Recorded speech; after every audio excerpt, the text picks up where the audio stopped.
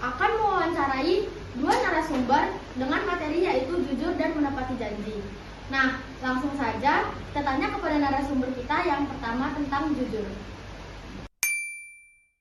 Assalamualaikum Ibu, kami dari siswa SMP 6 ingin mewawancarai Ibu tentang jujur. Boleh minta waktunya Bu?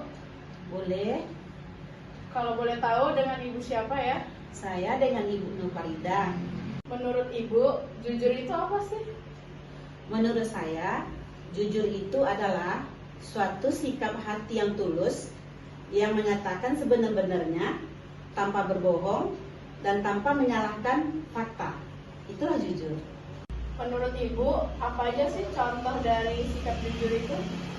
Contoh dari sikap jujur antara lain yaitu mengakui kesalahan kita. Yang kedua, mengembalikan yang bukan hak kita. Yang ketiga, tidak mencuri barang milik orang lain. Itulah contoh kejujuran menurut Islam. Kira-kira manfaat jujur menurut Ibu itu apa ya? Menurut saya, manfaat jujur itu ialah yang pertama, bisa meraih kesuksesan. Yang kedua, dipercaya banyak orang. Yang ketiga, terhindar dari fitnah.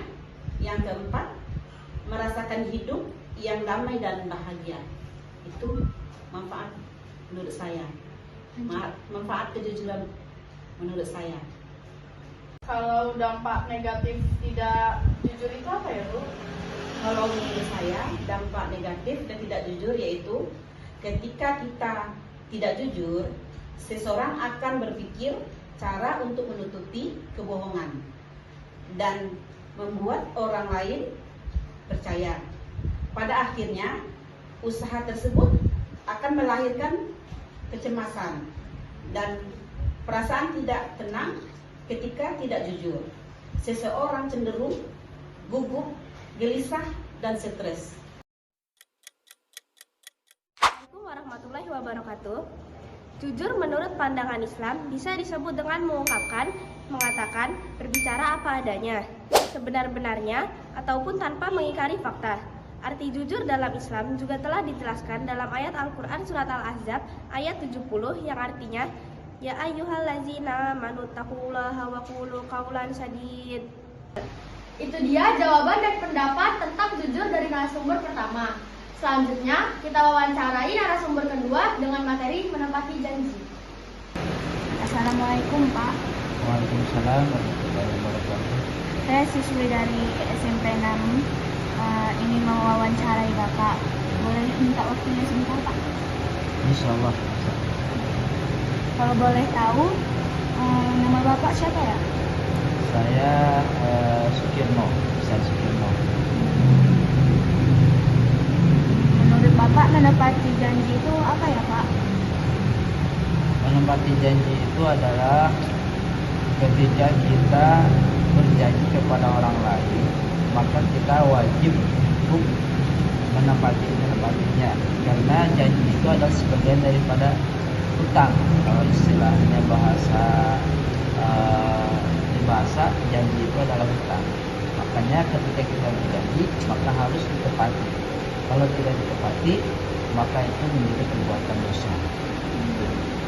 Kalau dari contoh dari sikap menepati janji itu gimana Pak? Contoh kita ketika berjanji kepada orang lain, kita mau memberikan sesuatu atau menentukan sesuatu kepada orang lain. Contohnya, nanti saya janji akan ke rumah kamu pagi ini jam sekian. Contohnya, maka kalau tidak ada halangan yang darurat, maka wajib kita menepati janji itu.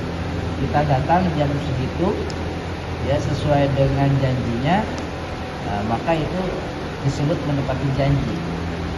Andaikan kita tidak menepati, kita hanya saja berleha-leha, tidak menepati janji, maka itu bisa menjadikan suatu dosa karena janjinya tidak ditepati. Karena janji itu adalah sebagian daripada ketentuan-ketentuan Islam ya, termasuk norma-norma agama yang mana Rasulullah SAW juga sudah menjelaskan tentang hal itu. Karena orang yang tidak menepati janji berarti termasuk orang yang munafik. Nah, manfaat dari sikap menepati janji itu apa, Pak?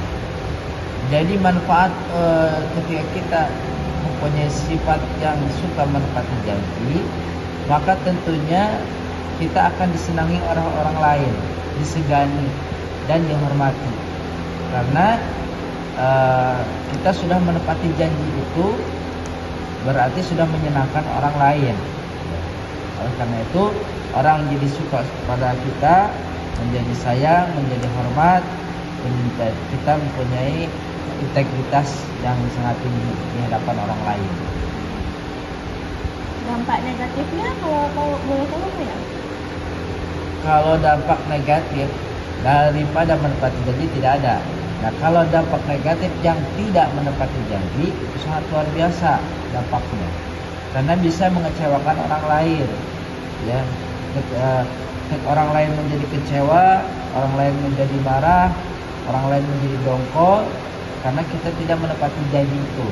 Ya, jadi kalau kita umpamanya diberikan janji dari orang lain kepada kita bahwasanya pada suatu saat aku akan apa ini itu pada kamu, ternyata dia tidak menepati, maka pastinya hati kita itu akan dongkol, akan kecewa, ya juga akan marah pada orang lain. Maka dampak daripada tidak menepati janji hablum minan nasi adalah menjadi orang tidak percaya lagi kepada kita, kemudian orang menjadi marah, menjadi kecewa, dan dampak dari segi agamanya itu adalah merupakan sebuah dosa yang akan menjadikan kecelakaan bagi kita nanti di akhirat nanti. Itu dampak. Oke Pak, terima kasih ya sudah mau diwawancarai oleh kami. Sama-sama.